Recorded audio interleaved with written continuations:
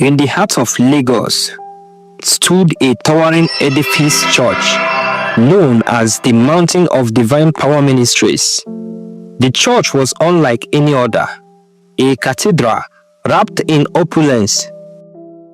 But the true marvel was not the church's grandeur. It was the woman who reigned within its walls, Pastor Agnes. She was not just a preacher, she was the woman of fire. Clad in flowing white robes with golden embroidery that shimmered under the bright lights, she spoke with a voice that crackled like embers, fiery, hypnotic, commanding. When she preached, her words wrapped around hearts like chains of conviction. People didn't just listen, they surrendered. Anyone that visits her church must visit again. The church was glorious and mighty. It is the best church in town, loved by all and never opposed by any. Everyone in the city talked about the church and the woman of God who God is using to perform such signs and wonders. She is generally called Woman of Fire. It is said that anyone that comes to the church with any kind of problem never leaves the same. People often say, go to the Woman of Fire with any problem and go home with solutions. She has solutions to everything. Miracles were undeniable. The blind left their walking sticks at the altar, their eyes wide with newfound sights. The cripple abandoned their wheelchairs, running laps around the church amidst tears and laughter. Women long declared barren carried twins, even triplets, swearing it was the touch of Pastor Agnes that broke their curses. The church is often filled with lots of testimonies. It was the same church that a 70-year-old woman testified that she gave birth to twins at the age of 70. Multiple times, the Woman of Fire had prayed and raised the dead, which will shock the whole city and spread through all over the country and beyond. Crowds flooded the church like rivers during the rainy season. People in the church are like the sands by the riversides of the beach. Politicians knelt at her feet, desperate for blessings before elections. At a point, it's as if every politician that wants to win election must come to her for her blessings. If you don't go to her, you won't win elections. Business tycoons offered fortunes to tap into her anointings. Celebrities whispered her names in reverence, seeking her prayers before signing multi-million-dollar deals. Even governors waited in line like ordinary men, their heads bowed, their pride forgotten. She was loved, she was worshipped, she was feared. But no one knew her secrets. Behind her radiant smile and holy proclamations, Pastor Agnes, the Woman of Fire, harbored a darkness older than Lagos itself. She was not God's anointed. Her power was not from heaven. She was an agent of the waters, bound to a covenant soaked in blood and deception. But no one ever suspected that, because people were blind by the miracles she performed day and night. Some will even say, I don't care if she is truly from God or not. All I care about is to go there and find my solution. And as they wished, it seemed she had the solution to every problem. But no one knew her deep secrets. Years before her name echoed through Lagos, Agnes had been nothing more than a struggling preacher. Her small church sat forgotten on the outskirts of the city, hidden between crumbling buildings and dusty streets. The wooden pews were often empty, her sermons echoing off bar walls.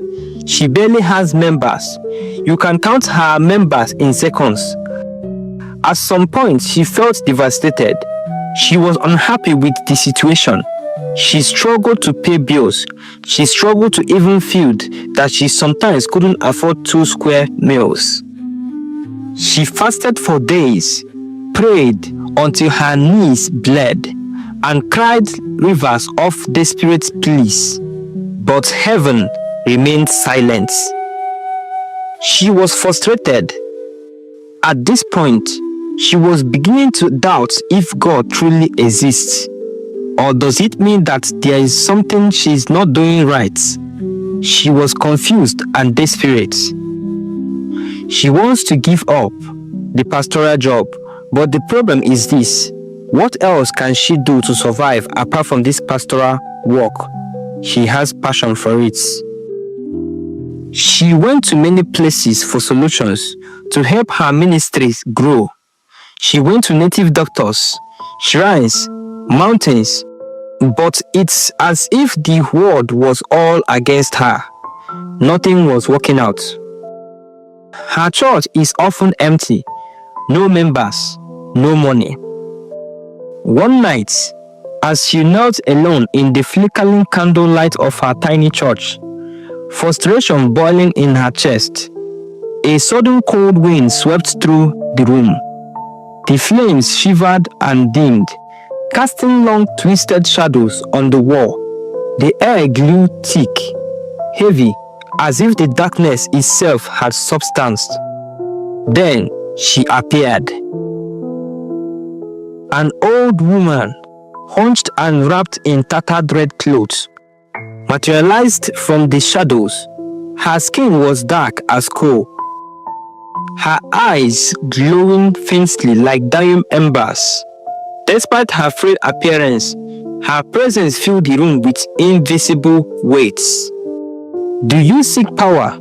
the old woman rasped, her voice layered with echoes, as if countless voices spoke through her. Agnes's heart pounded, but ambition drowned her fear. "Yes," she whispered, her voice trembling. The woman's cracked lips curled into a smile that held no warmth. "Then, follow me." Agnes was really scared, but she was desperate and ready to face anything just to see her ministry grow. So therefore, without questioning, Agnes obeyed. She followed the woman deep into the outskirts of Lagos, far from the city's noise and neon lights. They trekked through dense forest, where the moonlight barely touched the ground, and the trees whispered secrets in the wind. Eventually, they reached a sacred river, its waters shimmering unnaturally under the full moon, glowing with an ethereal light. The old woman gestured to the river. "She waits for you." Suddenly, the water rippled violently. From its depths, something emerged. A mermaid. Her hair flowed like liquid silver, cascading around her face like mist. Her emerald green eyes gleamed with ancient intelligence, piercing straight into Agnes's soul. Her skin glistened like polished scales, and her voice was both a melody and a chorus, as beautiful as it was dangerous. "You seek power." The mermaid's voice danced through the air, hypnotic. Agnes fell to her knees, tears of desperation streaming down her face. "Yes, I will do anything to be great, anything to see my ministry strive. I want to be great. Please, make me great."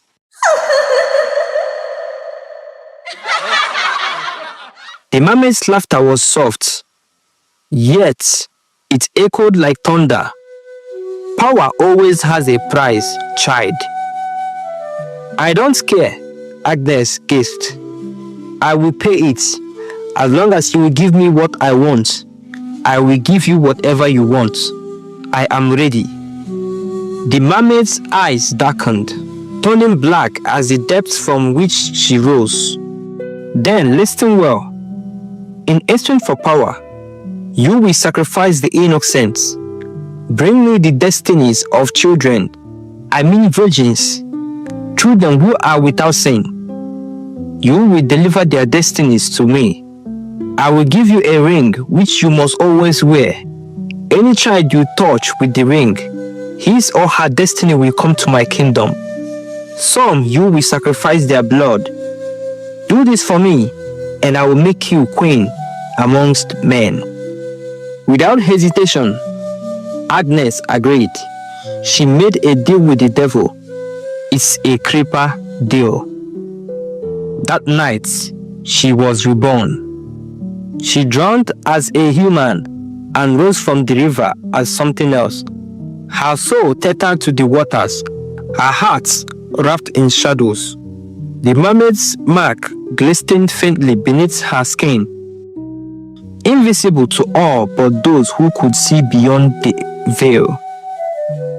The following Sunday, Agnes stood behind her pulpit, her Bible open, her heart beating with newfound power. Members started to come from nowhere. She was surprised to see the new changes. When she spoke, her voice was different, richer, heavier, laced with an invincible thread that pulled at the hearts of everyone who listened. Her words seeped into the bones of her congregation, wrapping around their minds like vines. People flocked to her. The sick were healed with just a touch. The barren conceived after a single prayer. The lame leaped. The blind saw. The deaf heard. The news spread like wildfire. A true woman of God had risen in Lagos.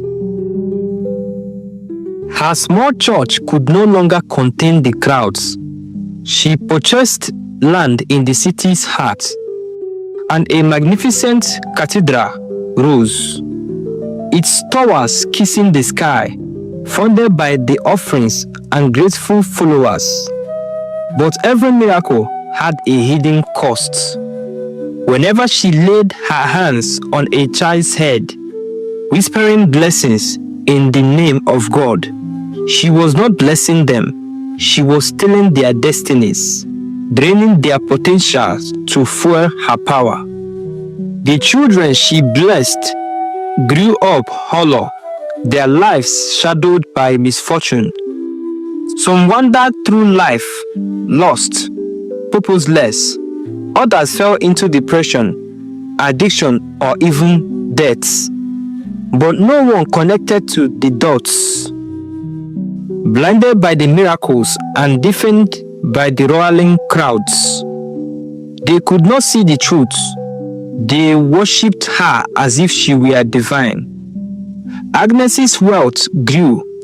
She drove the finest cars, wore designers' clothes, and lived in a mansion guarded by iron gates and armed men. But even as she basked in Roxley, she remained bound to her dark covenants. At night, she visited the sacred river, offering rituals, sacrifices to the mermaid. Blood soaked the waters, feeding the entity beneath. She consulted the mermaid, strengthened her spiritual defenses, and silenced anyone who grew suspicion.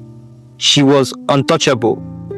Somewhere around the town, there was a very powerful man of God who is also known to be powerful, even though he is not as popular as Pastor Agnes, the woman of fire. His name was Pastor Jerry. He was unlike Agnes, a humble man from a small town. His reputation was not built on miracles, but on truth.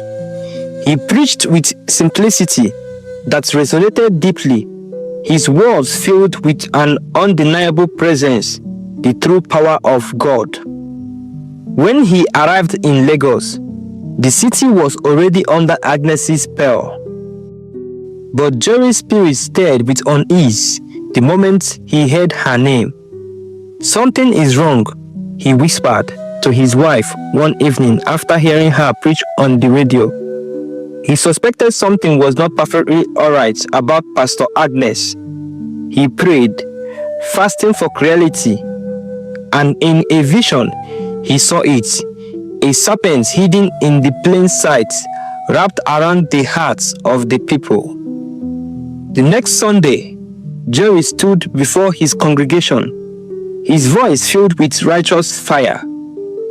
"Pastor Agnes is not of God," he declared boldly. "She is an agent of marine kingdom. She sacrifices children to maintain her power. Please, everyone must be careful of places and churches they go. Don't be deceived by the miracles you see. These are mere magics. All that glitters is not gold." The city erupted. Some were shocked, others were furious.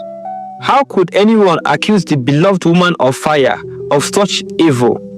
She was a saint, a prophetess. Some people believed Pastor Jerry was only envious, jealous about Pastor Agnes's achievements. Some of Pastor Jerry's members even stopped coming to his church for accusing the almighty Pastor Agnes, the woman of fire. Agnes's reaction was swift. She used her connections to discredit Jerry. The police were bribed to arrest him on false charges. He was thrown into a dark, damp prison cell, left to rot. But Jerry did not curse or cry. He knows the God he serves.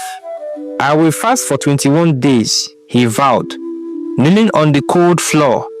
"And when I rise, the truth shall be revealed."